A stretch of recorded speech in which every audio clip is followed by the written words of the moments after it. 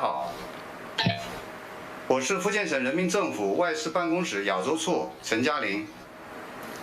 仲夏5月，繁花似锦，很高兴能在这美好的季节，与来自东盟各国的青年朋友们跨越山海，云端相聚在第3届福建东盟青年交流合作论坛。在此谨向对本次论坛予以鼎力支持的福建省青年联合会、中国驻东盟各国使领馆、东盟国家有关组织以及应邀参会的嘉宾们，致以崇高的敬意和衷心的感谢。2017年以来，在外交部和省委省政府的高度重视下，在我国驻外使领馆和有关友好团体的鼎力支持下，福建省分别与印尼、菲律宾、马来西亚和新加坡共同举办了8场青年互访游学交流活动。中外青年通过2周的互访游学，结下了深厚的友谊，搭建了交流的渠道。2020年，受疫情影响，我们将游学交流活动调整为福建东盟青年交流合作论坛，取得了良好反响。3年来，近80名东盟青年线上参会，通过国内和国际云平台直播累计观看量超过76万人次。今年，围绕增进伙伴情谊、深化交流互鉴主题，希望青年朋友们畅叙友情、坦诚对话，共同开启对未来的思考、对合作的探索。现在，请允许我介绍出席本次论坛的领导和嘉宾，他们是福建省人民政府外事办公室副主任黄绍荣，共青团福建省委副书记邵明松，柬埔寨金边市政府副主任迪马维奇可，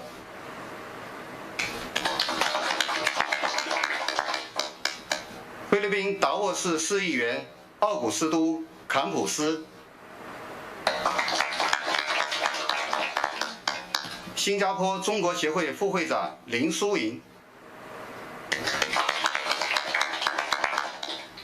以及其他来自中国福建省、印度尼西亚、菲律宾、马来西亚、新加坡、越南、老挝、柬埔寨、缅甸、泰国等东盟国家的20位青年代表。下面有请福建省人民政府外事办公室副主任黄绍荣女士代表主办方致辞。尊敬的邵明松书记，尊敬的维奇可主任，尊敬的坎普斯议员，尊敬的各位领导、各位来宾、女士们、先生们、青年朋友们，大家下午好。很高兴与福建和东盟的青年朋友们再聚云端，灿叙友谊。在此，请允许我代表福建省人民对外友好协会和福建省青年联合会，向出席本届论坛和长期关心福建发展的各界朋友们表示热烈的欢迎，并致以衷心的感谢。习近平主席在给国际青年领袖对话项目外籍青年代表的回信中表示，希望中外青年在互学互鉴中增进了解，收获友谊，共同成长，为推动构建人类命运共同体贡献青春力量。为响应这一号召，我们将本届论坛的主题确定为增进伙伴情谊，深化交流互鉴，以进一步推进福建与东盟国家青年秉持多边主义精神，灿叙友谊，共商合作，共谋发展，共建更加美好的世界。中国与东盟是休戚与共的命运共同体。2021年，中国东盟全面战略伙伴关系正式建立。今年1月1日，区域全面经济伙伴关系协定 RCEP 正式生效，为地区和世界和平稳定、繁荣发展注入新的动力。福建与东盟海上比邻，历史文化渊源深厚，友好往来频繁，经贸合作密切，人文交流活跃。福建与东盟各国的22对国际友城，更为双方友好交流与务实合作搭建了良好平台。青年是最有生气、最有闯劲的群体，蕴含着改造客观世界、推动社会进步的无穷力量。青春孕育无限希望，青年创造美好明天。青年交往代表着国际交往的未来和希望。我们真诚地希望双方青年以中国东盟建立对话关系30周年纪念峰会共识为指引，珍惜和发展双方传统友谊，深化各领域务实合作，更好地推进双方交流对话，互学互鉴，携手迈向更为紧密的命运共同体，为促进地区和平稳定与繁荣做出青春贡献。借此机会，我就拓展双方的青年交流提3点建议：一，我们要坚定地推进交流，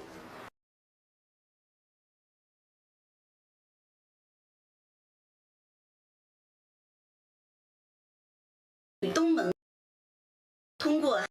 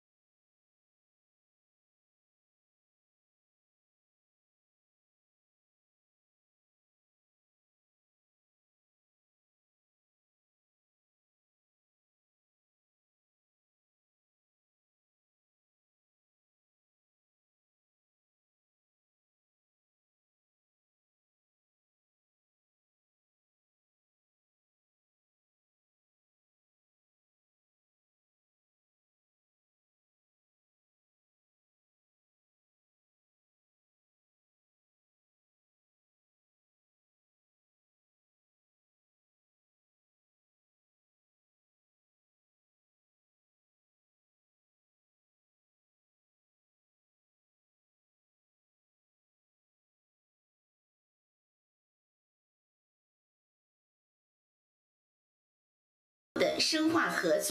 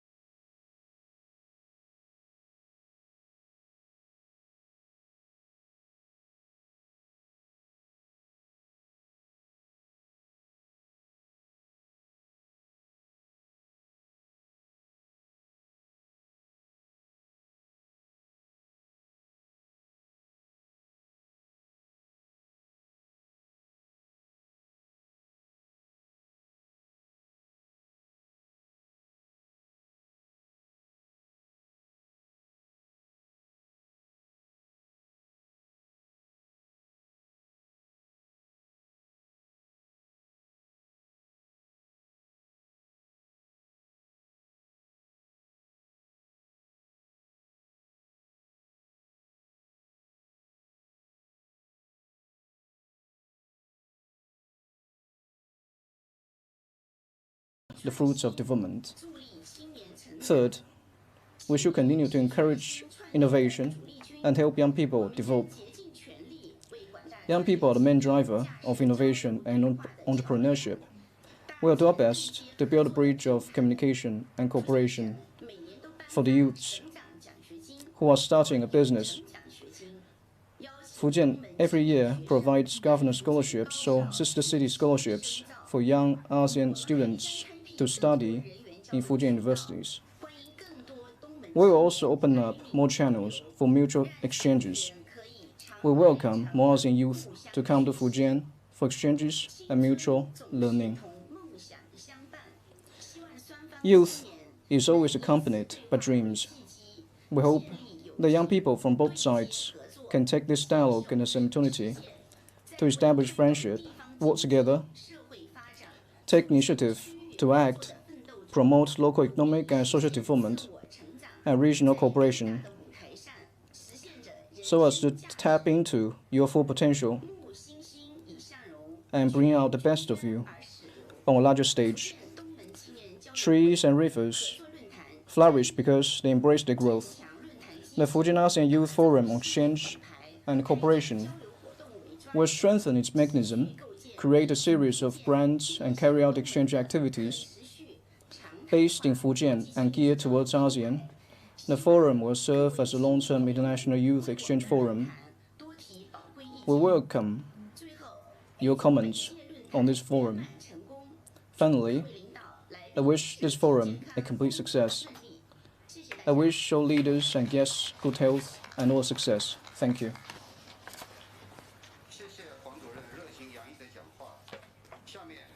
Thanks for the enthusiastic speech made by Ms. Huang. And now let's welcome the special guest of our forum, Ms. Tima Vichko, Deputy Director of Nanping Capital Administration, to give us her speech. Thank you. Can you hear? Yes. 谢谢大家。 Ms. Wang 大家能听到吗？ Deputy Director General of Fujian Provincial Foreign Affairs and a leader of 尊敬 Fujian 的 Youth Federation. 福建省外办副主任黄绍荣女士， Deputy Secretary of Fujian Provincial Committee of 尊敬的 League of China.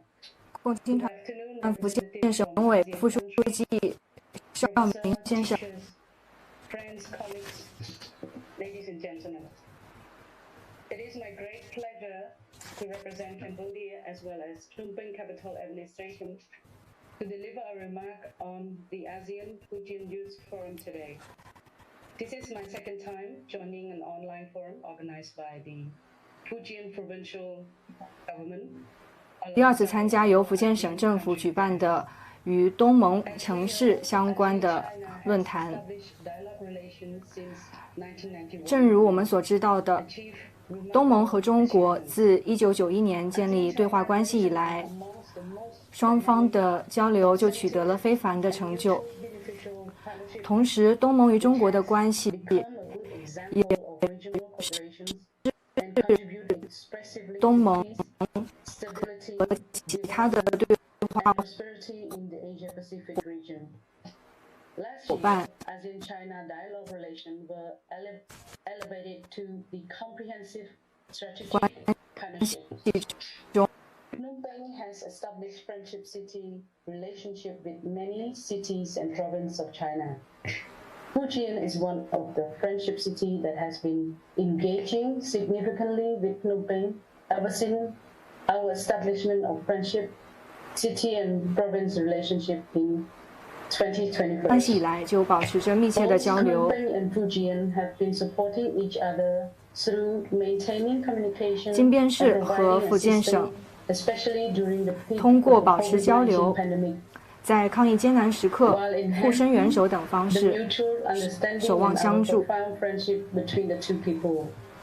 On 增进 behalf 了 of 相互 Phnom 理 Penh 解 Capital Administration, I would like 与 to 人民 take 之 this 间的深厚 opportunity 友 to 谊。 extend our sincere gratitude to Fujian 在此，我也想代表 government 金边市政府 and the people of 向 Fujian 福建省政 for 府 providing open medical supplies 去 last 年 year. 在我们抗疫艰难时刻给予我们的医疗物资援助表示衷心的感谢。 We are now living in a complex and connected world. 女士们、先 The 生们， pandemic has only served to prove 我们现 our 在正处于一 fragility 个复 and 杂 our connectedness. 又互联的世界。 Now, urgent action taken 疫情 together 显示了我们的脆弱 to 与不可 change 分割 course。and reimagine our future. 现在，我们 That 需 is 要 why 立即 Cambodia, 共 as 同行 ASEAN 动， chair of 改变这 2027, 局面， has chosen the theme 重塑我们的未来。 ASEAN 这也是 addressing 柬埔寨 challenges 作为今 together. 年东盟主席国，选择将东盟行动共同应对挑战来引领东盟作为我们的主 We 题。 must communicate, cooperate, coordinate, and collaborate. 要想构建人类命运共同体，我们需要相互合作。 That focuses on closer partnership 今年 and friendship, deeper communication 福建 and emulation. 东盟青年交流合作论坛将增进伙伴情谊、深化交流互鉴作为主题。我相信， Communication and cooperation are the two key components 这也是我们目前最需要做的。Dialogue relation, building trust, and achieving goals collectively. 我希望我们能够加强对话关系，增进互信，并且实现我们共同的目标。正如刚才黄绍荣副主任提到的，我也想说，我们现在正为我们的下一代创造更美好的未来。那我也想再次重申我们今天论坛的主题，那就是打造中国东盟命运共同体。这也是中国国家主席习近平经常强调的，只有通过合作共赢，我们才能够办大事、办好事、办长久之事。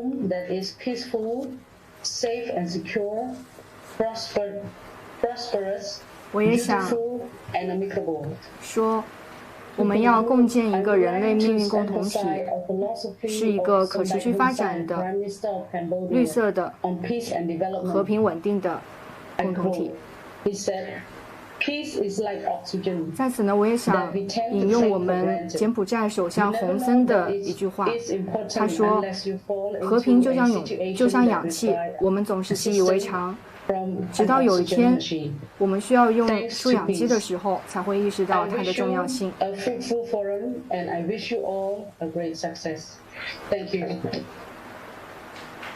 最后，感谢和平，希望本次论坛圆满成功，谢谢。谢谢蒂马主任的精彩发言。今年是柬埔寨呢是东盟轮值主席国。This year, Cambodia holds the presidency of ASEAN, and Phnom Penh is also our friendship city. We hope the two sides can keep strengthening the friendly exchanges and practical cooperation to promote the China-Cambodian friendship and contribute to build a China-ASEAN community with a shared future. And now let's go to the keynote speech part. The first topic today is building China-ASEAN community with a shared future. First of all, let's invite Ms. Yue Xiaodi, Youth Leader of Singapore-China Association and Senior Director of a Ripple to Wave Incubator, to deliver her speech. Distinguished leaders, dear guests, ladies and gentlemen, good afternoon. I'm very grateful for the invitation of the host so that I can represent the Singapore youth to make a speech in this forum. Just as mentioned by the host, I represent Singapore-China Association and the Singapore Ripple to Wave Incubator. I think this the theme today, I think it is very appropriate for our association to deliver on such a speech. Our association have always been engaged in promoting the friendly exchanges between China and Singapore, to promote the people-to-people exchanges, business ties, culture, education, public good.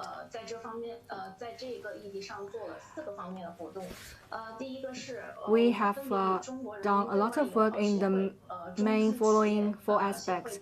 First, we established cooperation with the Chinese People's Association for Friendship with Foreign Countries and the Chinese Invested Enterprises in Singapore to establish platform for the bilateral cooperation and serve for the non-governmental exchanges. And second, because the population of Singapore, 70% of the Singapore population is Chinese, so we never forget China.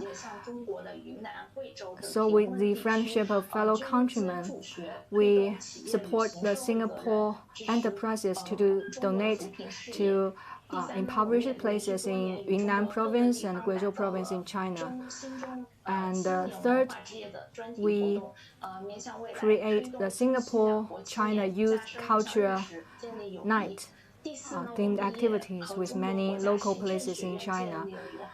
And fourth, we cooperate with National Academy of Governance in China and to organize the scholars and specialists to have academic communication. After foundation, we have held lots of activities which are highly recognized by the two governments and relevant organizations in all walks of life. The founder, Mr. Xie Yong, won the Ambassador of Friendship of Chinese People.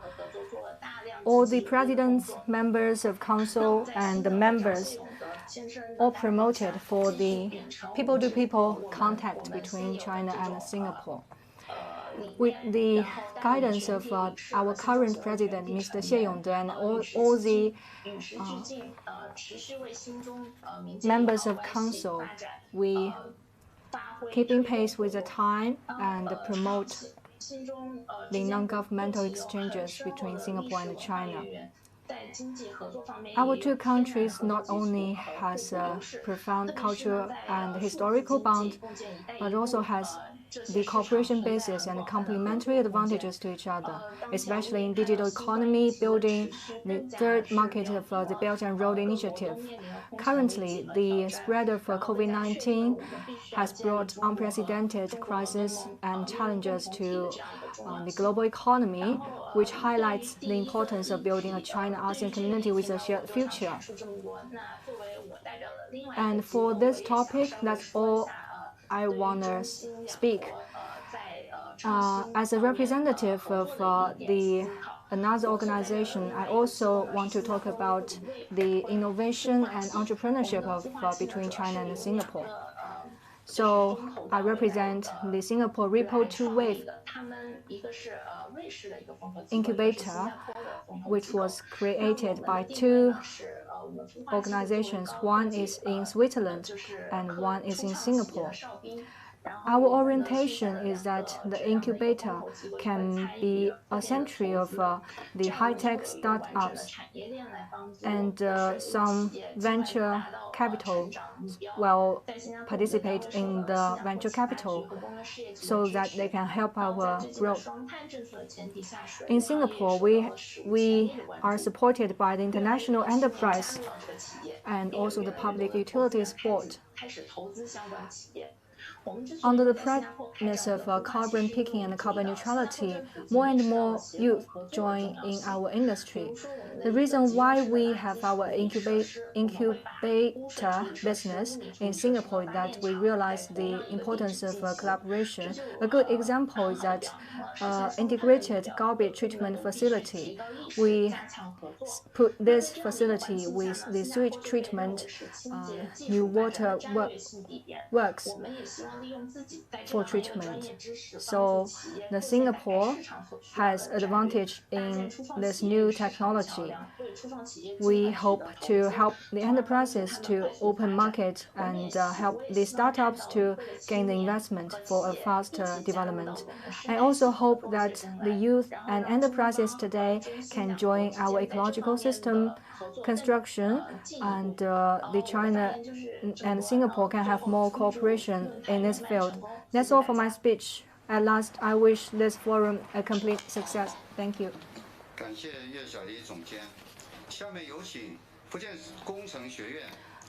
Thank you, Director Yue Xiaodi. And now let's welcome Mr. Chuang De Nic Yan, Vietnam teacher of Fujian University of Technology, to give us his speech. Ladies and gentlemen, 各位你好。女士们、先生们。I'm very good night. Welcome to greeting you and best wishes to you. 大家下午好，我非常荣幸再次向大家问候。 Welcome to Janet and guests to present this forum. 向在座的所有的参会代表和嘉宾，致以诚挚的问候和美好的祝福。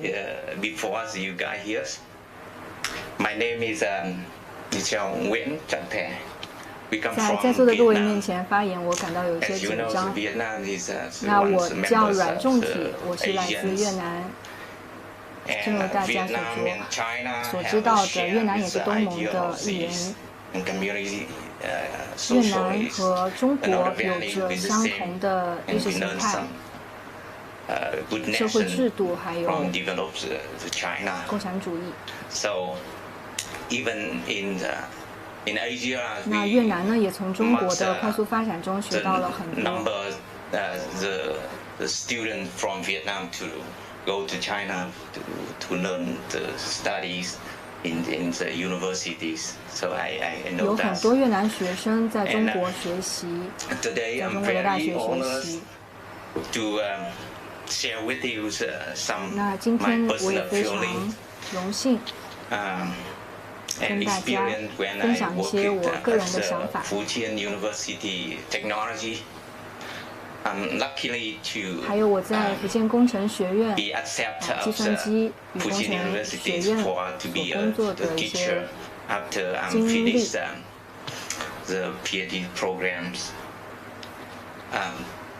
在我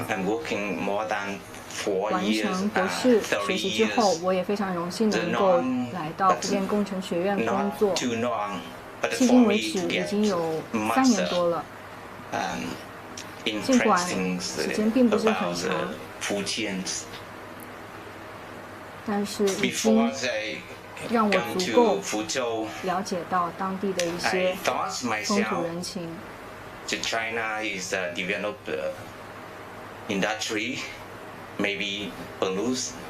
在我来到福州之前，我认为中国应该是一个工业的国家，可能会有很多的污染。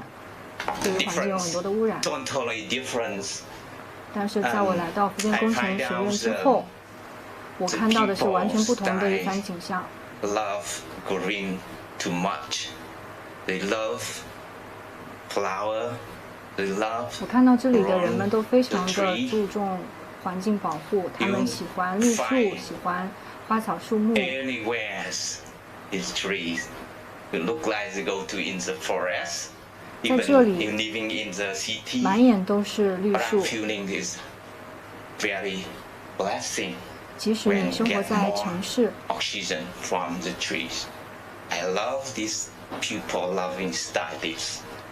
但是呢，你也可以看到，城市里有种植着很多的树木，带来更多的氧气。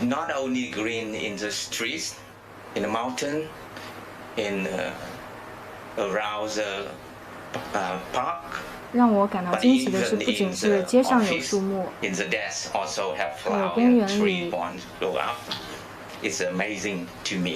甚至是在办公桌上，都可以看到人们很喜欢养一些绿植。Fujian University's technologies accepted me to be a work there, to live like in the nature, like. 我也非常感谢工程学院能让我有机会生活在这么好的环境里。第二件想要跟大家分享的事情是美菜，福州菜都非常的美味。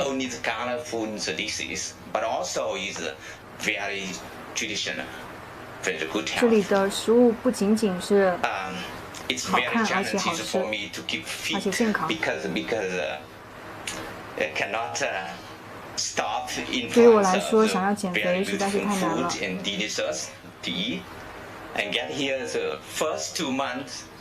在福州菜面前，我没有办法停嘴。在我刚来这里的2个月，我就胖了5公斤。这里菜实在是太好吃了。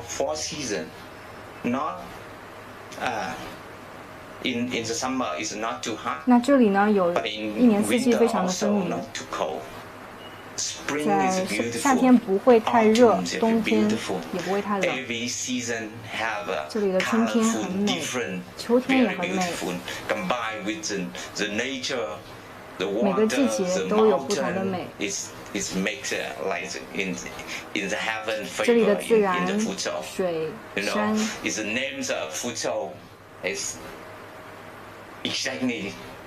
都非常的美。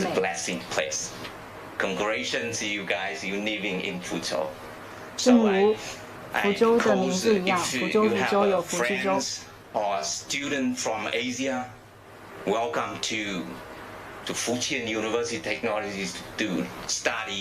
那大家如果有朋友有同学想要来中国学习的话，欢迎大家来福建。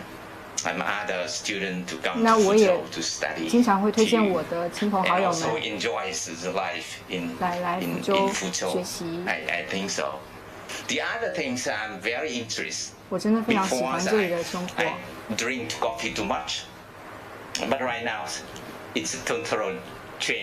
那还有一件事情呢，是我之前很喜欢喝咖啡，那现在我改变了。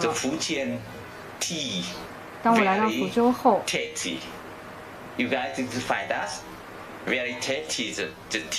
我发现福建的茶非常的好喝。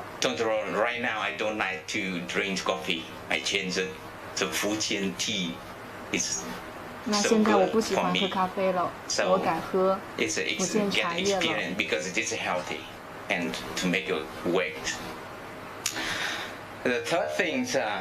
茶呢也非常的健康。那第三件让我印象深刻的是，就是我的工作。那我是在工程学院任教。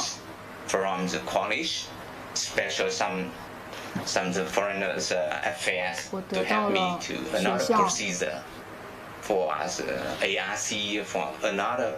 对于我们这些外籍人士的很多的帮助，还有很多我的同事还有当地人对我们的帮助。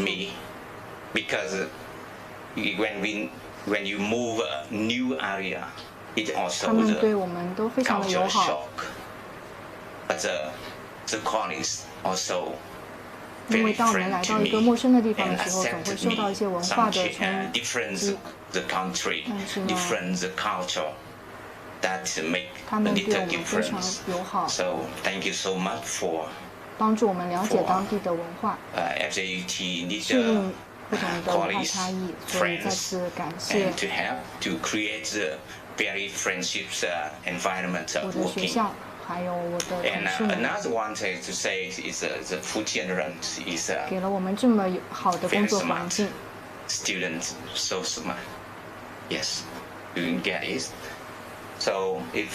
而且我发现福建的学生呢也都非常的聪明。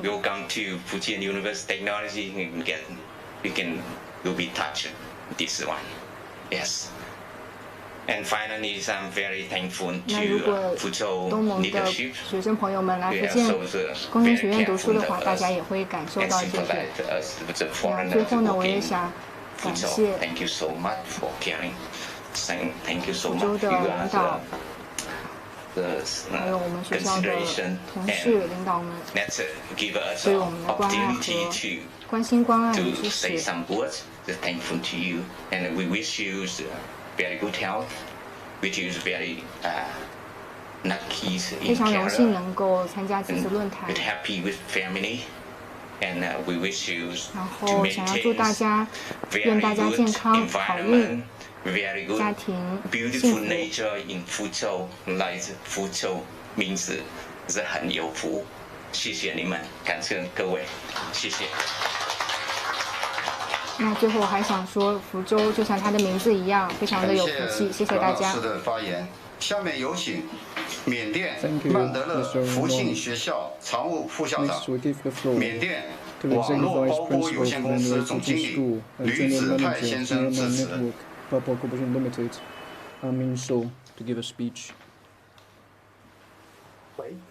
尊敬的福建省人民政府外事办公室副主任。Ms. Huang Shaorong, Deputy Director General of Fujian Provincial Foreign Affairs Office, Mr. Shao Mingsong, Deputy Secretary of Fujian Provincial Committee of Communist Youth League of China, distinguished guests, good afternoon. It's a privilege to present Myanmar to address the ASEAN-Fujian Youth Forum on Communication and Cooperation. First off, I wish to thank the organizers, the Fujian Provincial People's Association for Friendship with foreign countries and the Fujian Youth Federations for giving us youth from ASEAN the opportunity to exchange with and learn from each other online. I'm an alumnus of Huachuan University in Fujian. I'm a third-generation overseas Chinese born in Myanmar with ancestral home in Nan'an, Fujian. Today I'm going to talk about the China-Myanmar Papo community of a shared future. The years from 2020 to 2022 are extraordinary for China-Myanmar Papo relations. The year 2020 is of particular significance as it marks the 70th anniversary of bilateral diplomatic ties. At the beginning of the year, President Xi Jinping visited Myanmar and scored historic achievements. Both leaders agreed to build a China-Myanmar community with a shared future.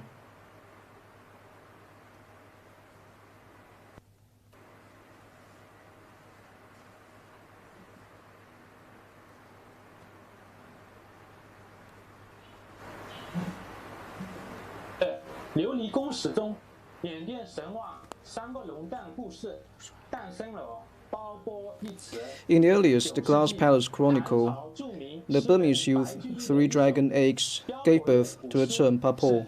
In the 9th century, the famous Tang Dynasty poet Bai Juyi wrote an ancient poem, Music of the Pale, which is the earliest written records of the Papo history. In the 11th century, King Anawataha, the first king of Bagan, Myanmar, went to Delhi several times to request the Buddha's tooth request to be brought back to Bagan to enshrine in the Buddha's tooth dream.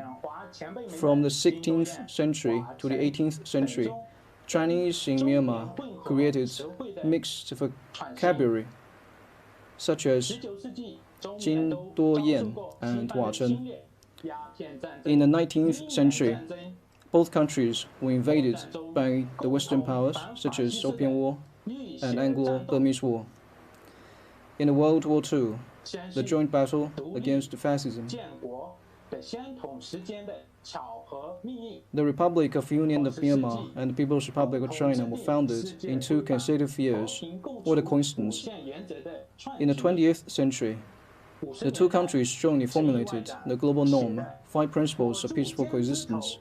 In the 1950s, Foreign Minister Chen Yi's poem to our Myanmar friends, drinking from the same river, brought the Papo friendship to new height. In 1950s and 1960s, the leaders of the 2 countries frequently exchanged visits, an embodiment of the Papo relationship. Today, China and Myanmar jointly contribute to the Belt and Road Initiative and Haribon Economic Corridor. The history of China-Myanmar is a touching history of sharing will and war as a community of a shared future. What's more, since the pandemic outbreak in 2020 until 2022, in these 2 years, China and Myanmar once again stood together, sharing the common coldness and warmth. After the epidemic outbreak in China, organizations across Myanmar immediately donated, collected masks and other anti-epidemic supplies China urgently needed, and sent them back to China for COVID response. At the same time, the Myanmar government centralized to China. In April 2020, Myanmar was faced with severe epidemic. The Chinese government sent a large quantity of anti-epidemic supplies to Myanmar. China also sent several teams of medical experts to Myanmar to train the frontline medical workers. In 2021, Myanmar was confronted with a grimace to challenges in terms of the pandemic. Especially in August, the third wave of the epidemic Delta broke out. Big exchanges such as Yangon and Mandalay suffered heavy losses. The death toll is huge. At this most critical juncture, China's anti-epidemic supplies, liquid oxygen, oxygen generators, medical equipment, and most importantly, Chinese vaccines were sent to Myanmar in large quantities, saving people from immediate danger. In 2022, the epidemic in Myanmar is less intense. In April this year, international flights restarted. All primary and secondary schools, universities, and colleges resumed classes,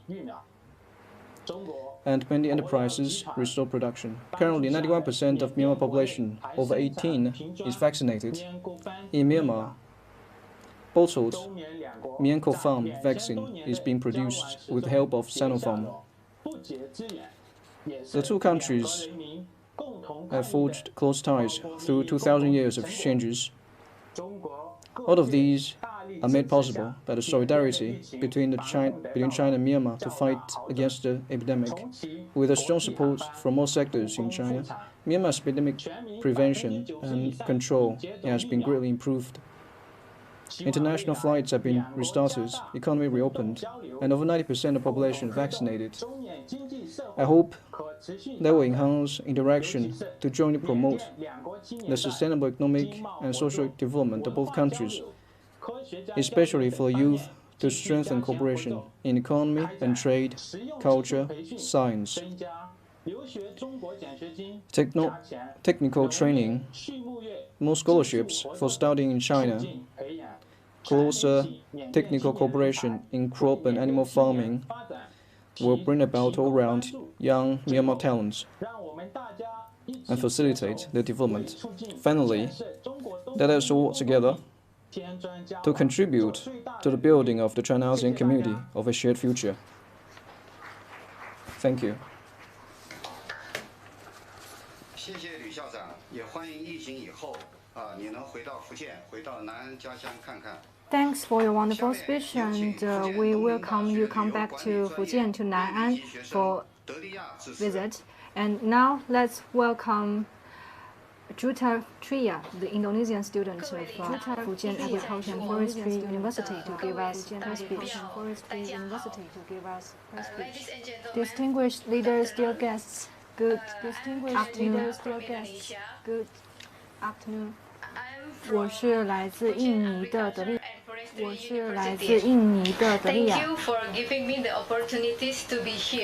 我来自于福建农林大学，非常荣幸能够给我这次机会来就中印尼之间的电商直播进行发言。那作为外贸的一个快速增长的领域，跨境电商也是在全国，包括中国在内，受到了很多的欢迎，尤其是在疫情期间，中国的线上经济非常的繁荣，对于我们这一代人来说，已经成为了一种新的趋势和新常态。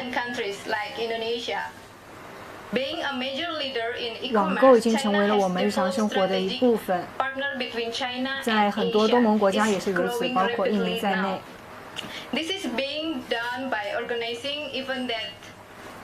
中国和东盟之间的伙伴关系也在不断的发展。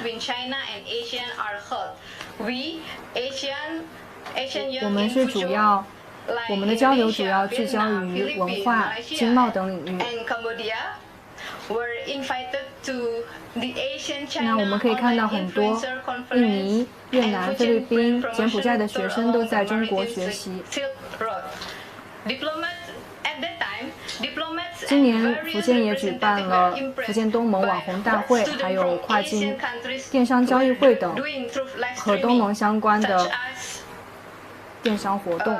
selling product made in our countries at the Sea Lions 那 Intelligence 在 Center in 中国 Fuzhou. 东盟网红大会暨福建品牌海思行活动上，我们看到很多的来自东盟的外交官还有代表，在他们看到这些东南亚的网红所做的直播之后，都大为惊叹。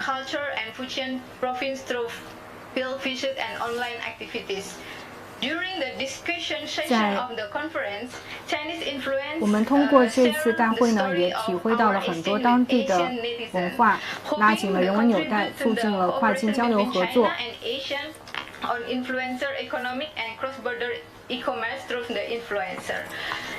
也为中国与东盟在网红经济等领域做出了贡献。那中国和东盟国家之间的关于电商的这些多种的交流，也对于构建印尼与中国之间的双边供应链也非常的重要。那印尼呢，也是东盟的人口大国。我们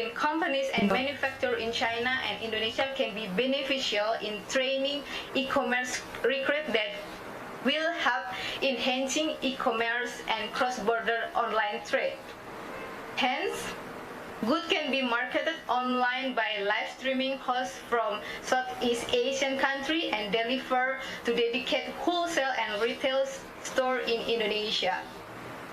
Moreover, with the improvement of digital infrastructure in South Asia countries, especially in Indonesia, consumer enjoy the convenience platforms such as 那现在随着东南亚国家电子基础设施的改善，尤其是在印尼，那我们也可以看到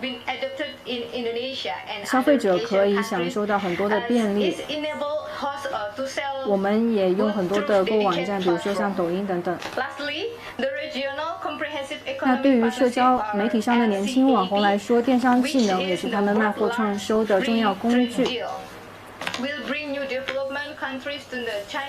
Asian countries, product between China and Asian countries will spur to China-Asian trade growth. 中国和东盟国家之间可以在网红经济领域有更多的合作。那如此一来，全球各地的消费者就更容易看到中国和外国的产品。Thank you. 谢谢大家。谢谢德利亚同学。下面有请老挝乌东姆赛省 Next, 中老 we'll 幼语 give the 学校 floor 的教师 to 康鹏 Kampen 先生 Kyobasat teacher of Midpap School in Udomxai Province.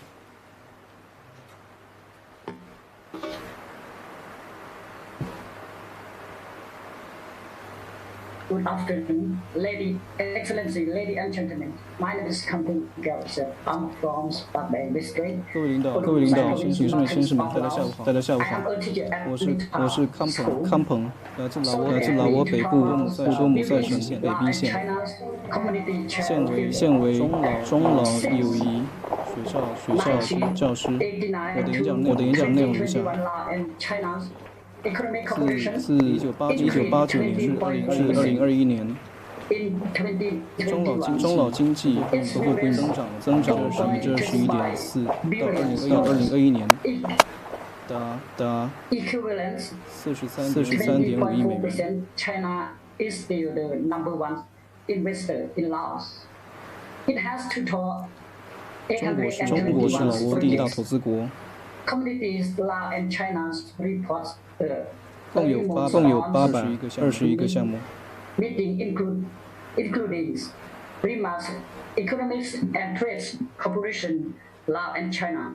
这些项目在中老经贸合作线上会议上进行。这些项目在中老经贸合作线上会议上进行报告。这个会议举办时间是。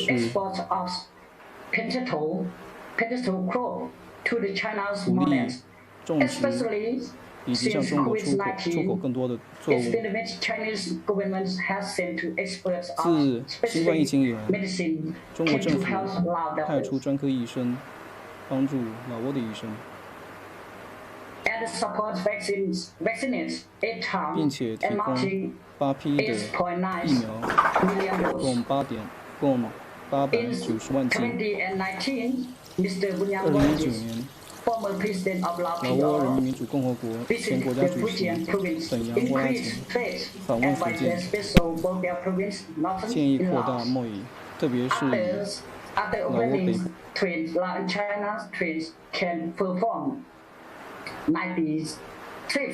They will use 80,000 tons goods, enters and leave more than 40,000 tons. I would like to suggest 8万吨货物运出4万多吨货物。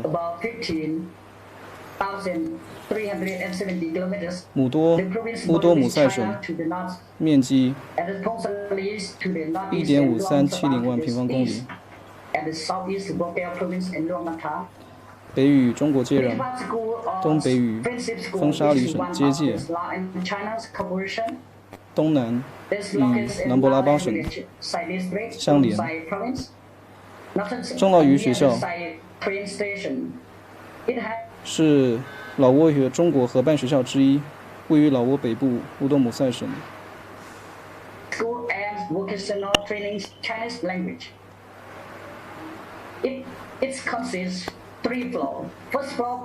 孟塞县靠近县火车站，学校共有3层楼，第1层是学前班和小学，2层是中学，3层是职业教育。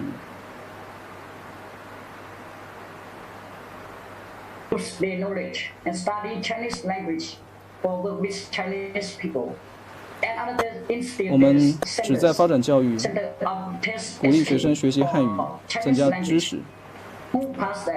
学校还是汉语水平考试中心。如果通过了碳水考4级和5级考试，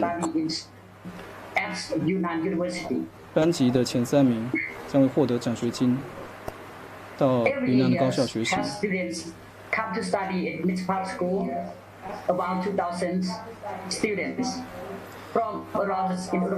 每年都有2000名学生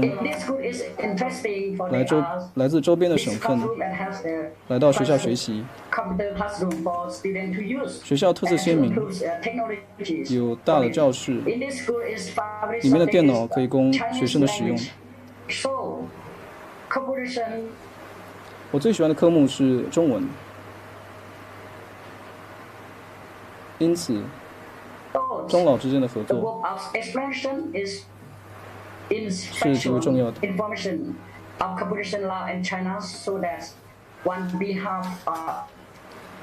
以上我介绍了中老合作的情况，代表了中老友谊学校的老师。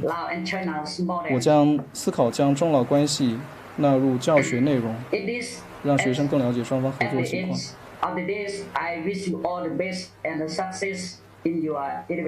最后，祝各位万事如意，事业有成。感谢康登老师的致辞。下面有请共青团福建工程学院委员会副书记李荣浩 Student Leader of the Fujian University of Technology.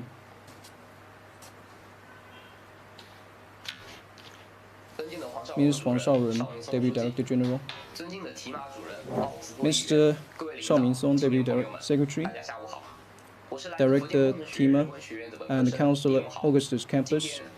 I am Li Yanhao, an undergraduate majoring in English from the School of Humanities from Fujian University of Technology.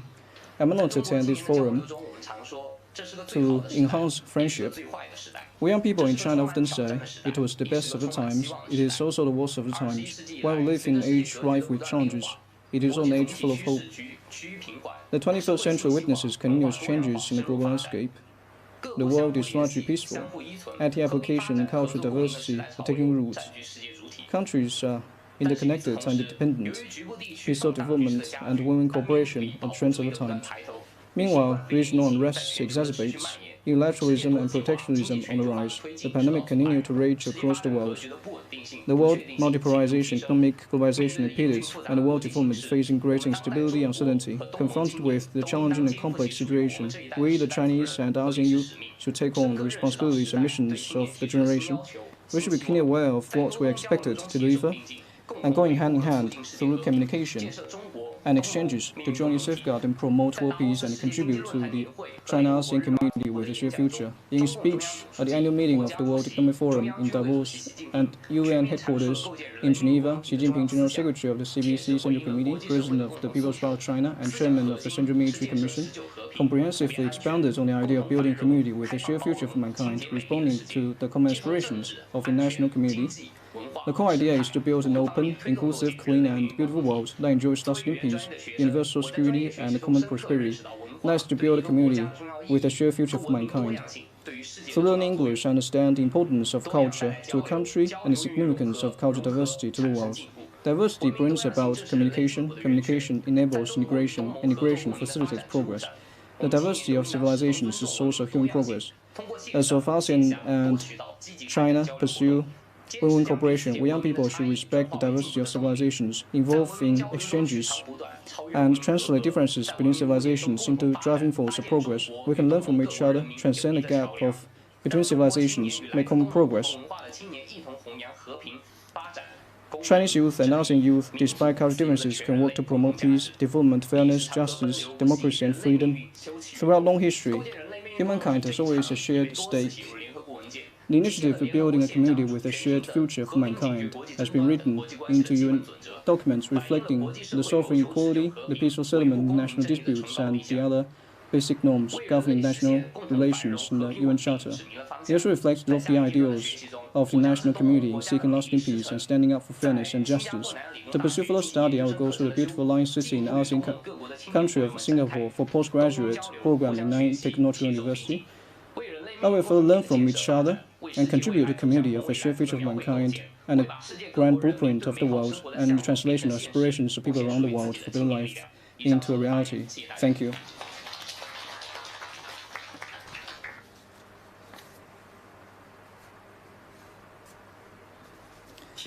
Thank you. Next, we'll talk about the second topic, the development strategies of ASEAN countries and the BRI initiative. First of all, we'll give the floor to Kevin Pemington, Philippine Director of the Confucius Institute at Angeles University Foundation. Distinguished officials, guests, friends, ladies and gentlemen, a pleasant afternoon. 各位尊敬的领导嘉宾、朋友们、女士们、先生们，下午好。今天我与大家分享如何在“一带一路”倡议下发展中国东盟伙伴关系。“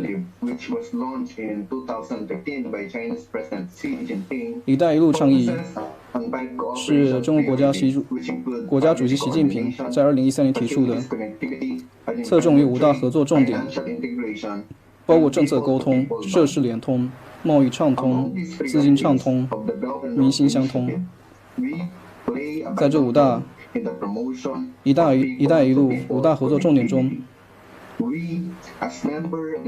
我们在促进民心相通方面发挥着至关重要的作用。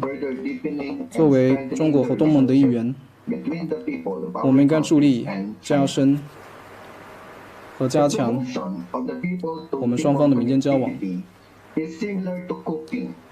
促进民心相通，犹如烹饪。要做好一道菜，我们首先要有正确的菜谱。今天，我想与大家分享我提出的促进民心相通的菜谱，从而助力东盟国家与中国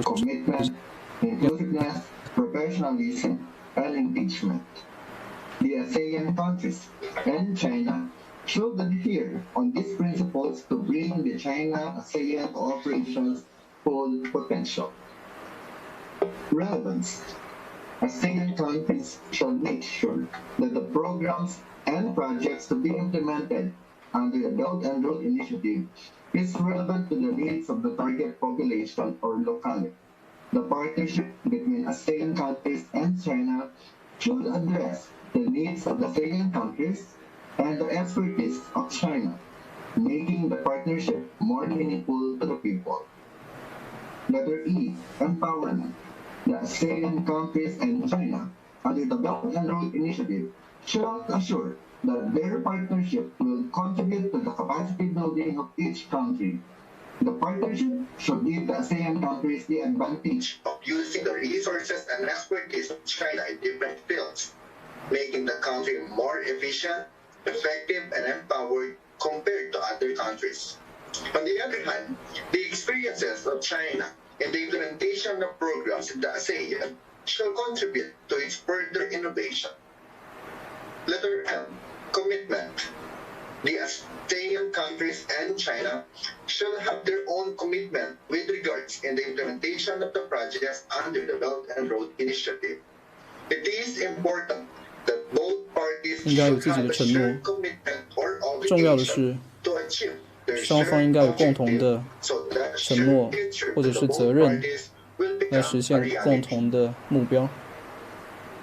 这样的话，双方才有可能实现命运与共。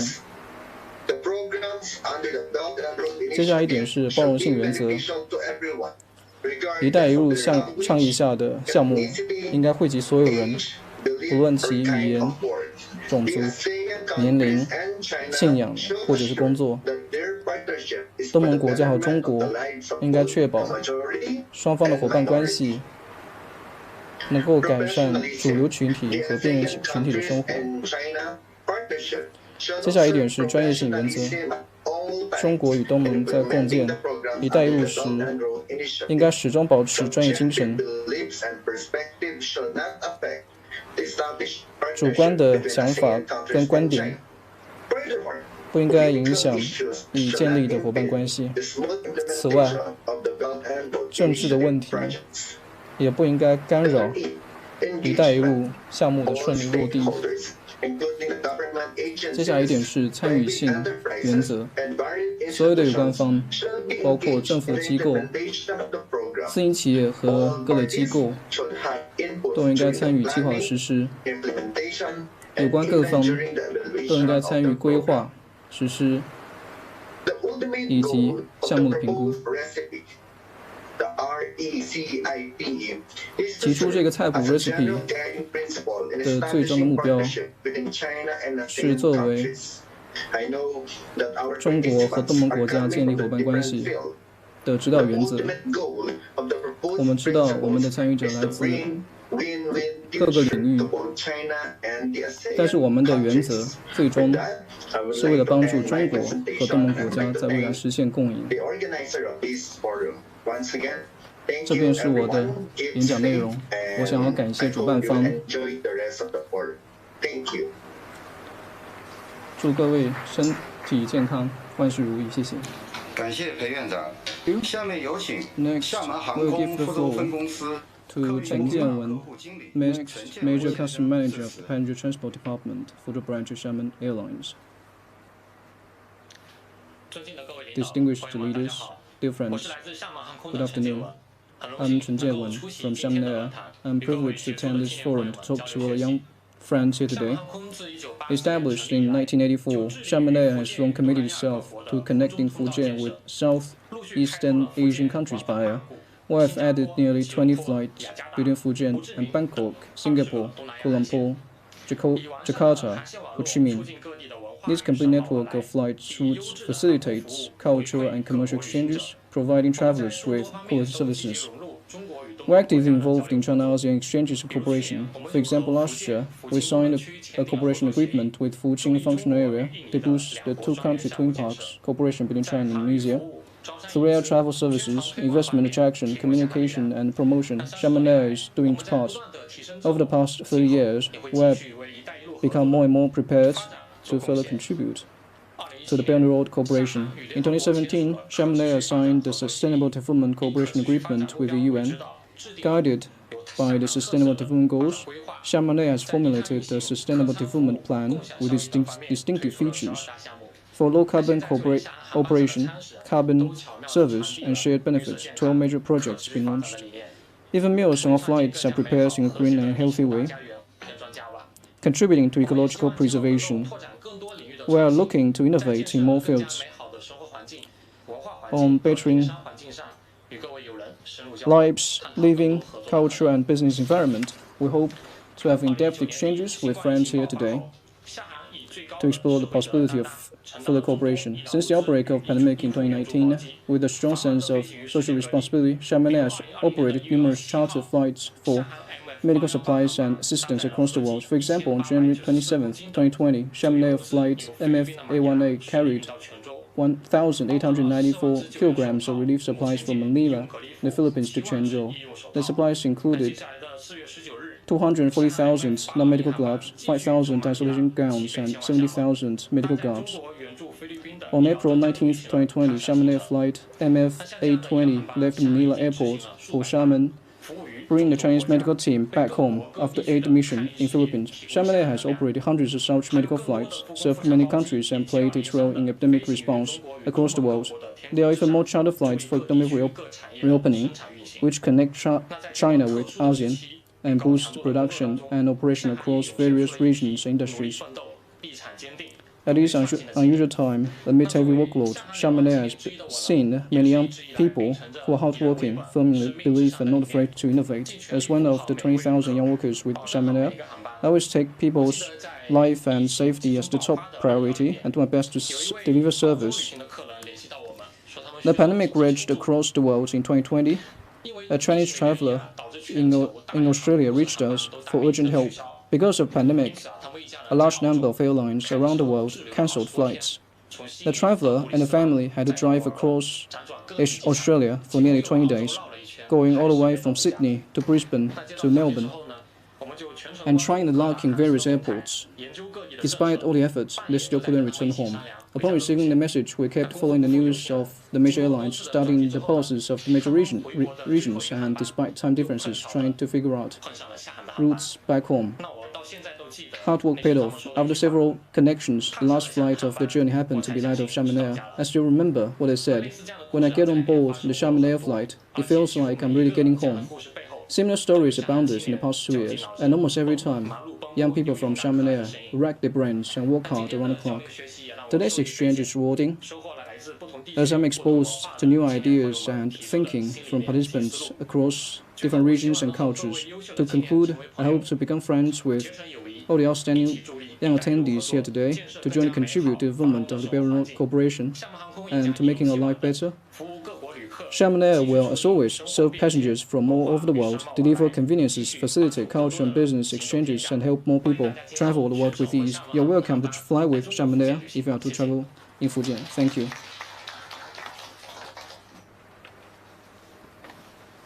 Thank you, Mr. Chen. And now let's welcome Mr. Alvin Yap Chen Wall, President of Malaysian Young Graduates Association, to deliver his speech. Thank you, distinguished leaders, dear friends from ASEAN. I'm President of Malaysian Young Graduates Association, Alvin Yap Chen Wall, and I just greeting you in Malaysian. I'm the 4th generation of Chinese born in Malaysia. In the Chinese population in Malaysia, more than half of them can trace their ancestral route to Fujian, so that we are very familiar with Fujian province. It's my great honor to communicate with all the people in Fujian here. First of all, I want to thank Fujian Provincial People's Association for Friendship with Foreign Countries and Fujian Youth Federation to hold this forum, and thank for Fujian Provincial Foreign Affairs Office. And also, I'm very honored to get the speech opportunity. China is always the largest trading partner of ASEAN. According to the General Administration of Customs PRC's statistics, till this April, ASEAN overtakes EU to become China's largest trading partner again, which highlights the importance of the bilateral relation between China and ASEAN. And also, means that the Belt and Road Initiative raised by China has brought lots of development opportunities to ASEAN youth. Dear guests, the world today can be said that the most turbulent age in the past decade. From 2018, the world experiences lots of changes. We see the uprising unilateralism, protectionism, the trade war, pandemic, and war, which cast a shadow over the global economic growth and globalization. The foreign policy of some countries gave rise to unilateralism and protectionism and reversed the internationalization and globalization. Against such a backdrop, in today's forum, I want to call all the youth that the globalization is an irresistible trend, and the global cooperation will bring the biggest development to people around the world, especially people in ASEAN countries. The youth should be the pillar of globalization and internationalization. We should uphold our philosophy and reject protectionism, reject the reverse of globalization, but to promote the cooperation among countries, especially between ASEAN and China. So this forum is a very good platform for us. So thank you for Fujian Provincial Foreign Affairs Office to hold such a forum, and I'm very honored to represent Malaysian and Malaysian Chinese to wish this forum a complete success, and hope our communication can go forward beyond this forum. Thank you.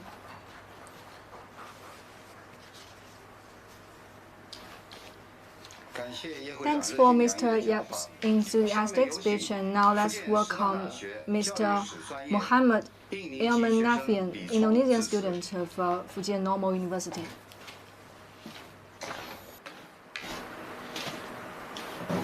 尊敬各位领导、各位老师，下午好。 Distinguished leaders, dear teachers, guests, good afternoon. Assalamualaikum warahmatullahi wabarakatuh. Selamat siang. My name is Muhammad Ilman Nafian. My Chinese name is Li Zhong. I'm from Indonesia, and I'm currently a graduate student from Fujian Normal University. In this millennial era, we are young people must be able to take advantage of reverse technology, culturally, educationally, and economically.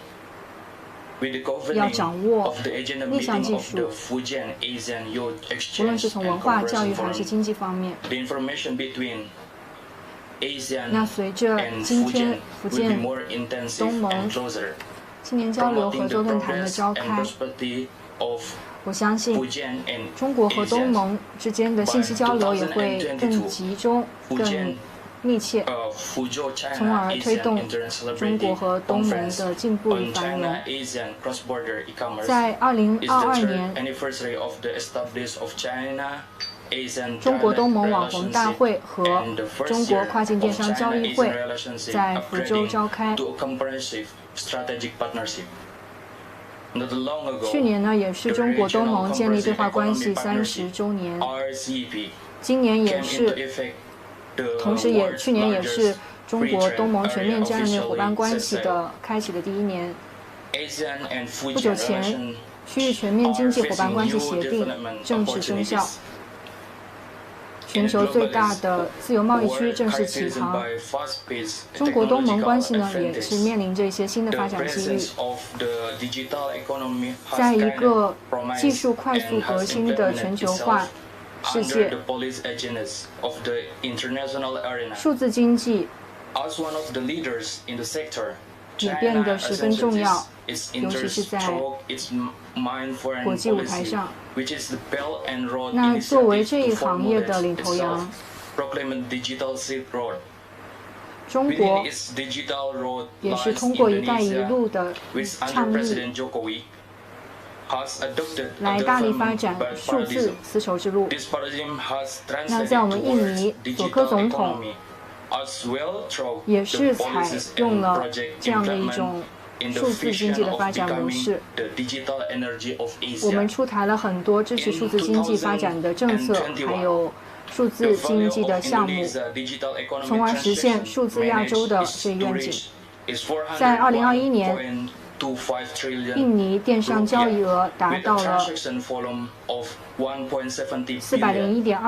亿卢比，交易量达到了17.3亿。印尼的数字经济在东南亚中是体量最大的。2021年的经济价值呢，大约是700亿美元，并且在2025年前有望达到1460亿美元。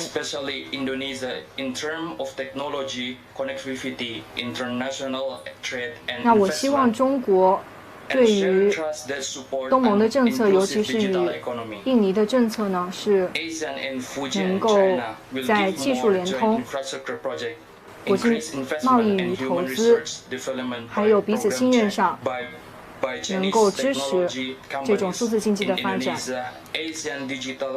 也是有很多合作共建的基础设施项目。那这些都让数字经济成为了中国东盟，尤其是中国印尼之间合作的基石。谢谢。下面有请印尼三宝垄 Thank you, Mohammed, and now let's welcome Jojo, Chinese teacher of Indonesia. Now let's welcome Karen Tourist School to give a speech. Distinguished leaders, teachers, dear friends, good afternoon. I'm Jojo from Semarang, Indonesia. China and Indonesia are maritime neighbors. The maritime Silk Road can be traced back to the Ming Dynasty, and China had trade exchange with Indonesia from then on. The city Semarang is named after the real name of Zhenghe, and now there is a Sampokong Temple in Semarang to commemorate Zhenghe. Southeast Asia is a must-pass for the Maritime Silk Road of China, especially Indonesia, as the only member of G20 in Southeast Asia. We are the largest country with the largest population in Southeast Asia. And we have an important geographical position to connect Pacific Ocean and the Indian Ocean. In 2013, China established the comprehensive strategic partnership with Indonesia under the framework of the Belt and Road. China and Indonesia had strong complementary and large room for cooperation. China hopes that its own development and that of its neighbors will complement each other. And China welcomes its neighbors to board the fast train of China's development so that they can share more from China's development.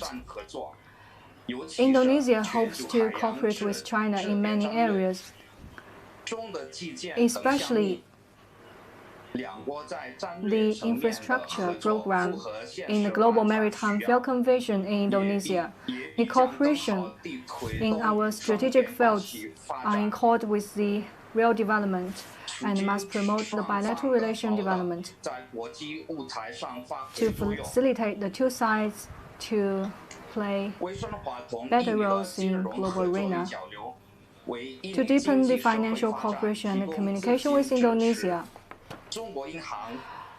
provide capital support to Indonesia economic and social development. Bank of China, Industrial and Commercial Bank of China, and China Construction Bank has set branches in Indonesia, playing an important role in supporting Indonesia to uplift the operation management and the business exploration ability, also improve the service efficiency and quality. Meanwhile, to shoulder larger social responsibility, integrating into the Indonesian social environment and cultural environment to contribute to the Indonesia's economic and social development.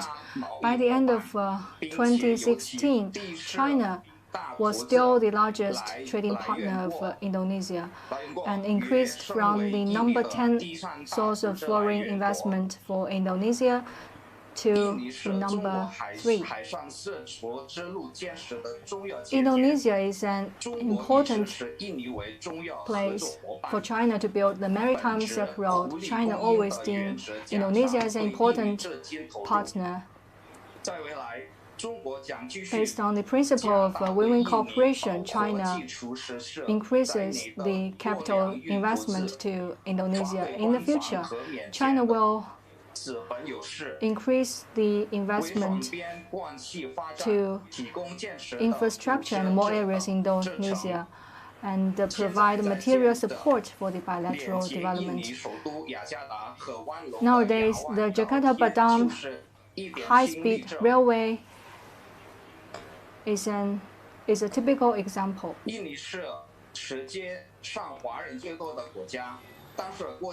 Indonesia is the country with the largest ethnic Chinese population, but in the past, due to some reasons which Chinese were prohibited to learn Chinese, the elder generation and our generation cannot speak Chinese, and now we started to learn Chinese again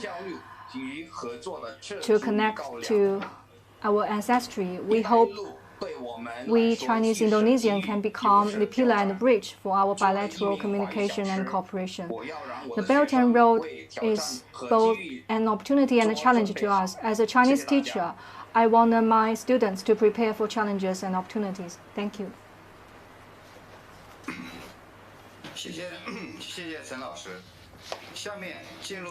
Thank you, Mr. Jojo. Next, we will talk about the third topic, the ASEAN-Fujian Youth Cooperation on Entrepreneurship and Innovation. We'll give the floor to Guan Longhui, member of the Standing Committee of the Fujian Youth Federation, researcher of the Fujian Institute of Research on Structural Matter. Ms. Huang Shaorong, Mr. Shang Mingsong, dear delegates, good afternoon. I'm Guan Longhui, representative of the Science and Technology sector of the Fujian Youth Federation. I'd like to thank the organizer for giving me the opportunity to share my experience in youth entrepreneurship. On November 22nd, 2021, President Xi Jinping delivered an important speech at the Special Summit commemorating the 30th anniversary of the China-ASEAN dialogue relations, officially announcing the establishment of the China-ASEAN Comprehensive Strategic Partnership. This is a new milestone in the history of our relations. I am a researcher of the Fujian Institute of Research on the Structural Matter, Chinese Academy of Sciences. I will begin with a brief introduction. Founded by Mr. Lu Jiaxi, a prestigious Chinese scientist and educator, after more than 60 years of development, FJIRSM has become internationally renowned comprehensive research and education base for structural chemistry, new materials, device integration application. It has achieved great results in promoting the transfer and application of scientific and technological innovation. It has long-term extensive and in-depth exchanges and cooperation with scientific research institutes in ASEAN countries. We have jointly held a number of youth academic forums with the National Academy of Science, University of Singapore, and Nanyang Technological University, co-published dozens of high-level academic papers. Through high-level international exchanges and cooperation, we are continuously improving our respective research and teaching. Recently, every year, nearly 10 young scholars from countries along the Belt and Road, especially from ASEAN countries, pursue doctoral degrees or conduct postdoctoral research at our institute. After returning home, they became the backbone of entrepreneurship and innovation in the homeland. I've maintained long-term cooperation with professors from Nanyang Technological University in Singapore. For example, a doctoral student made our joint supervision went to Nanyang Technological University as a postdoctoral fellow after graduation. After returning home, he obtained a senior professional title and became a Minjiang scholar. My research area is new energy materials and devices. Energy and the environment attract global attention.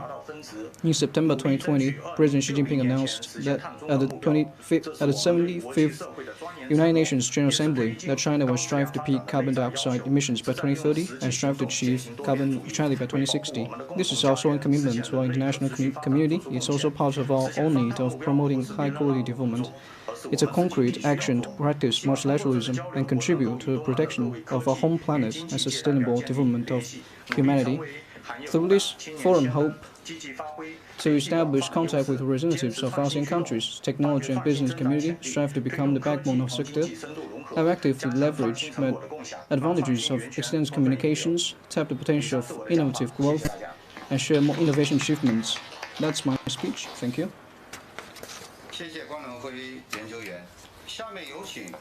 Thank you, Researcher Guan Wenhui.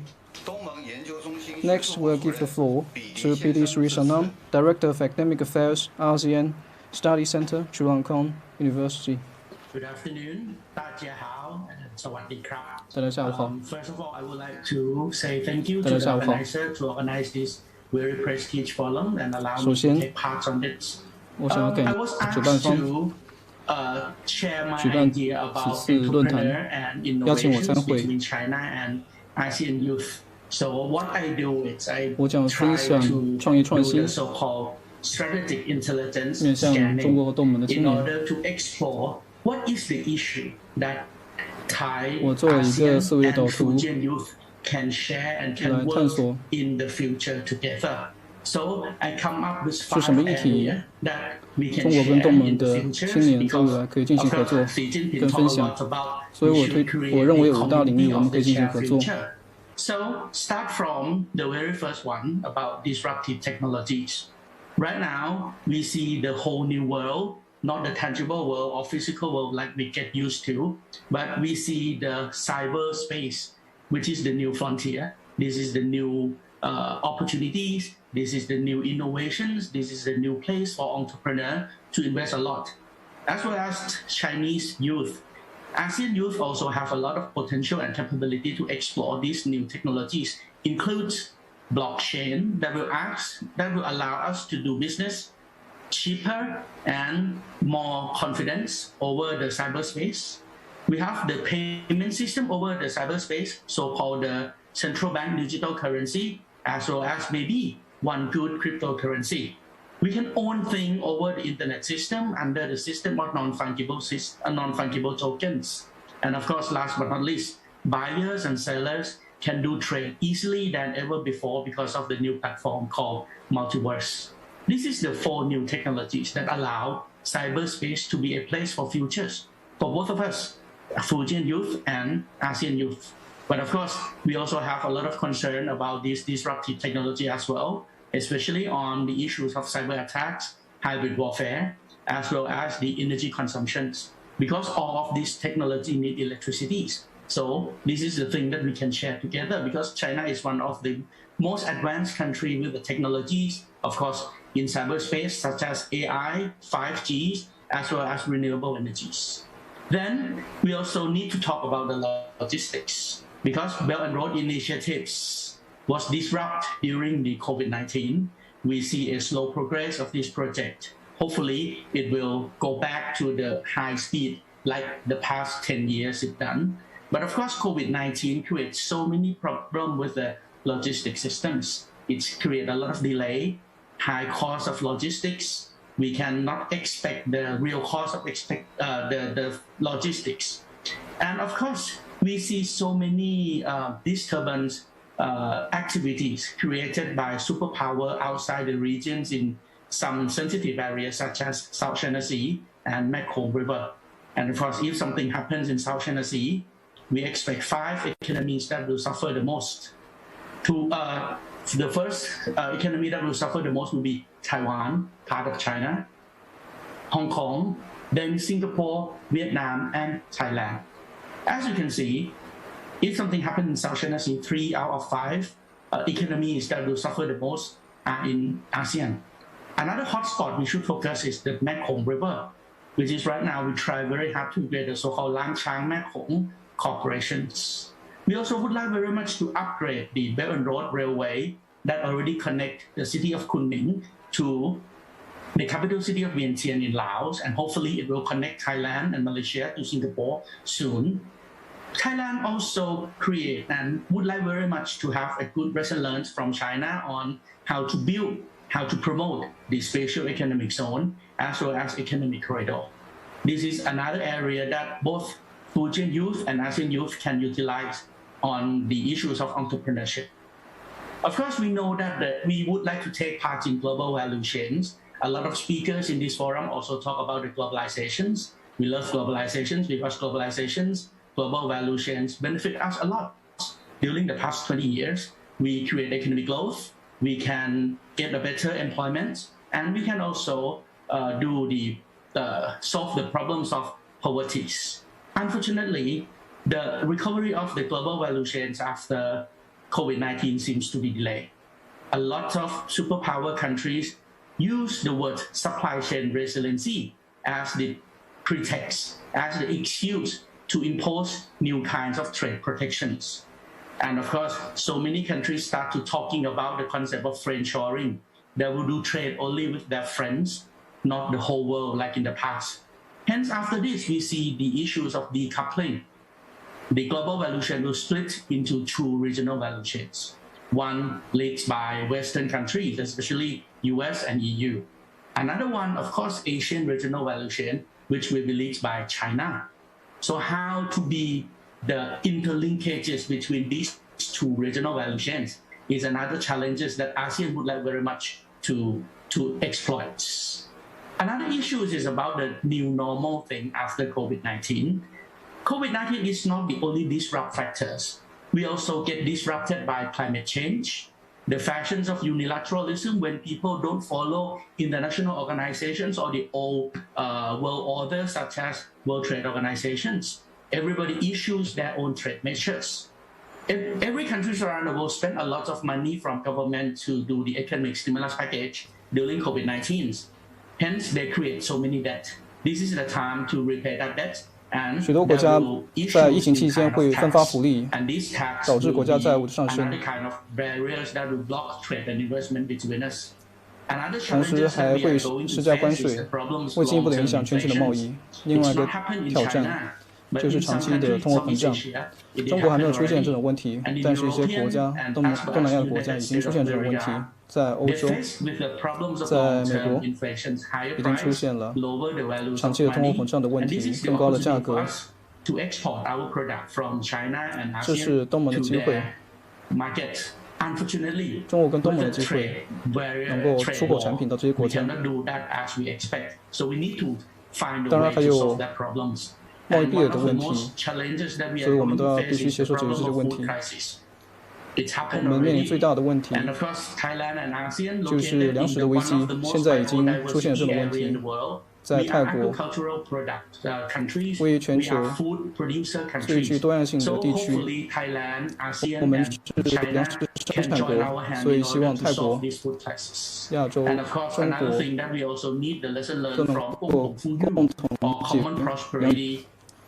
当然还有，我们需要共同注意的问题就是共同富裕，这是中国政府和共产党所提出的概念，来解决社会经济上的冲突，包括不平等、隔代老龄化。我们应该从中国学习这些方面的经验，因为中国在这些方面都做得很好。所以这些就是我们简约快速的了解这几大的议题。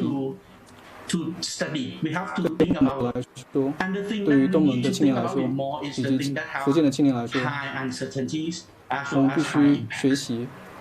我们要学习这些，了解这些高度不确定、具有高冲击力的因素。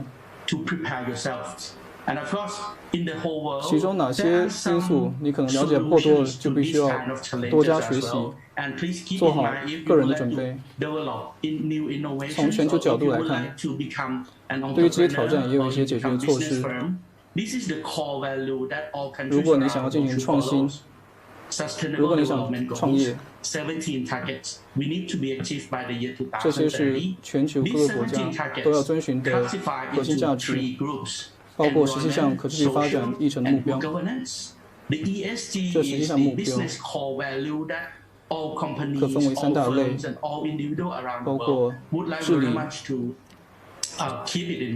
环境和社会。所有的企业、所有的个人都应该铭记在心。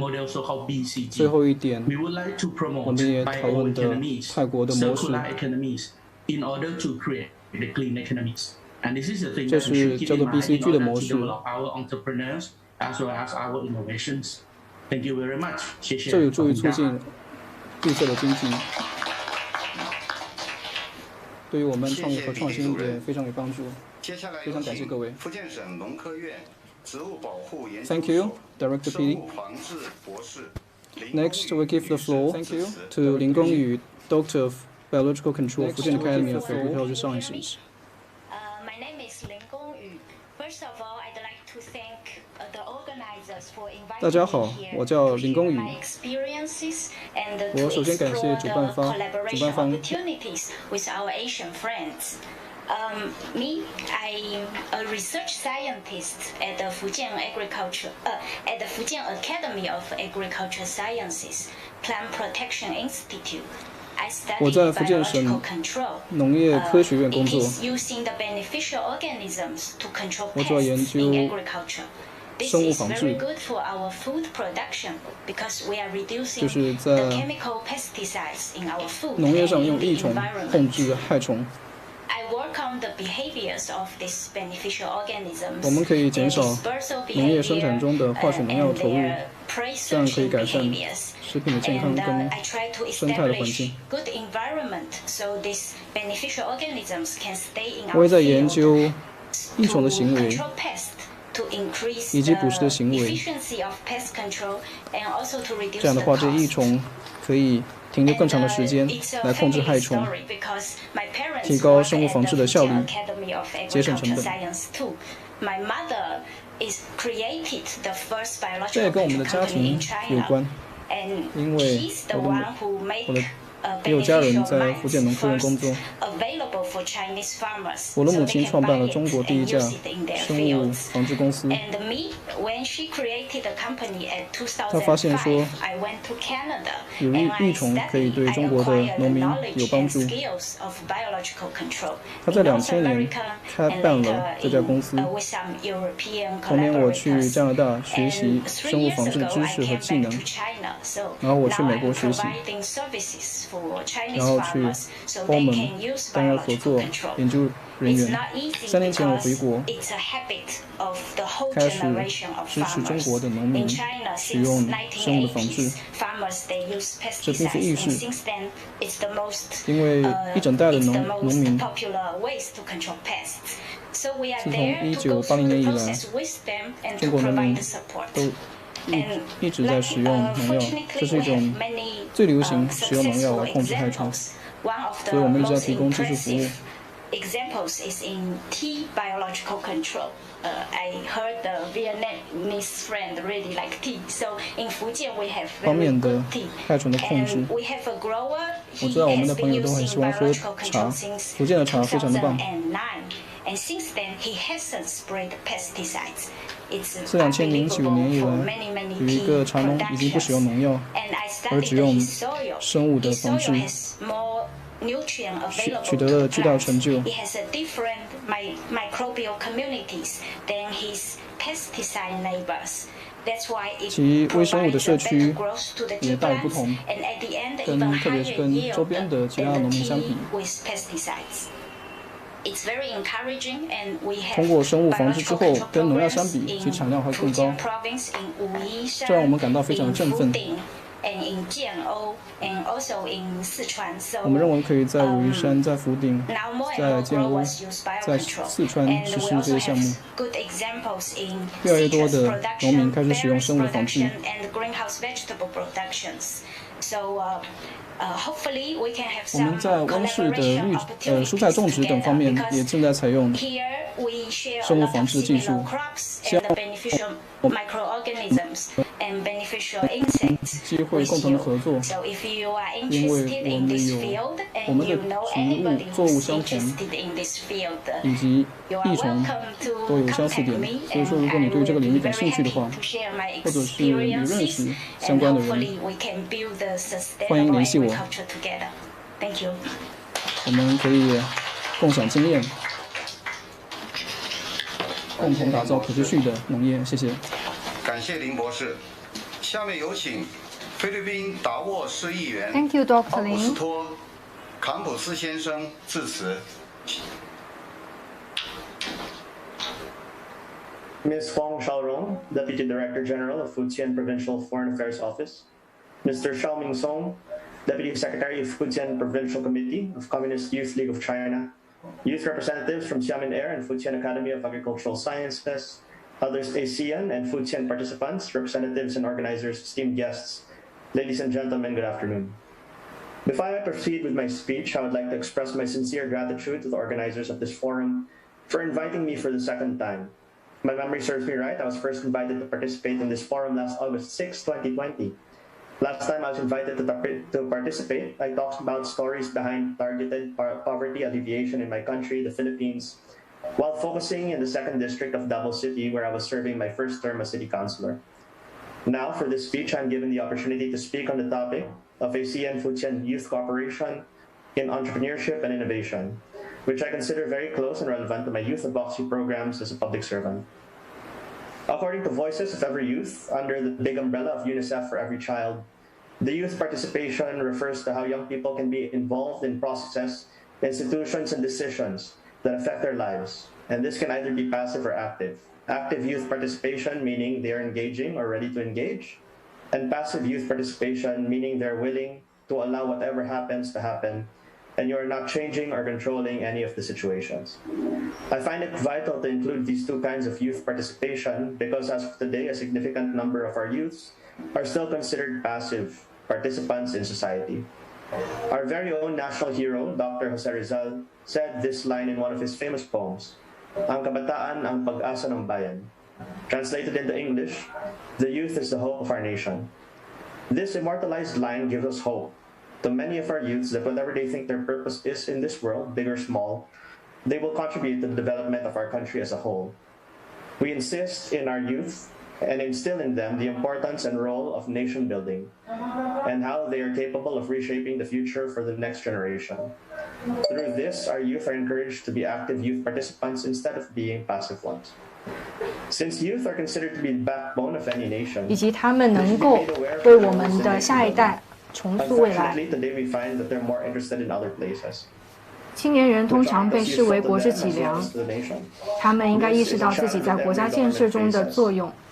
但是呢，现在我们看到很多青年，他们的兴趣点都在别的地方，这不仅对他们自己没有益处，对国家也没有益处。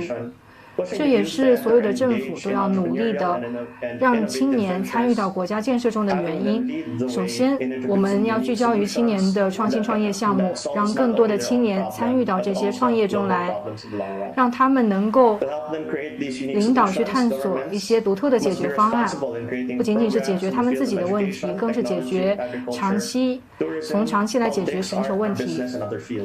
为了让他们帮助他们找到这些独特的方法，政府应该在教育、科技、农业、旅游、政治、艺术等其他领域来创造更多的项目。这样的话，这些青年人就能够找到最适合自己的创业领域，并且找到对自己有用的事情。我愿称之为这是对国家未来的投资。同时，重视青年人创新创业的重要性呢，也是因为这些领域能够推动国家的经济发展。除了为他们提供一些创新创业的项目之外，我们也可以试着去对他们表示支持和表示关注，支持他们的这些初创企业或者是小微企业的发展。我自己呢也有一家公司，我个人是认为政府的支持可以有利于出台一些有利于营商的法规，并且能够帮助我们的企业更好的发展。同时呢，我也可以给那些需要工作的人提供更多的机会。我愿称之为这是帮助国家经济发展战略。那另一个我们需要关注的领域就是技术创新。年轻人他们在技术的创新创业方面有着天然的优势，这也可以让他们更多积极主动地参与。当今世界正面临着前所未有的技术革新，正是青年领导数字时代的高光时刻。2021年，很多公司呢，像这个弗雷斯特和福布斯他们的研究显示，很多公司都采取了技术革新，这也是现在的一些商业的模式。现在进入2022年，有一些公司已经完全的依赖于技术来进行经营。那总而言之呢，我想要总结一下我今天的观点。首先就是我们要更多的主动参与，而非被动参与。第二点，我们要让青年人意识到自己在国家建设和经济发展中的作用。第三点，所有的政府都应该为青年创新创业提供支持。第四，就是我们应该更多的聚焦于创新创业的企业，并且要给他们提供帮助。最后，我希望我们当在座的每一位都能够认识到，每个青年都有不同的成长方式，我们要接受他们的本来的面貌，并且学会发扬，而非压抑他们的个性、才华和创造力，从而引导他们走向成功。Thank you, Consular Campus. Davao City in the Philippines is also the flagship city of the Jinjiang City in Fujian. Recently, the two places has carried out wide cooperation and communication in many fields and established deep friendship. We hope in the future, more youth can contribute for the bilateral development through youth exchanges. In this afternoon, all of your speeches are brilliant and enlightening, which may bring more future cooperation.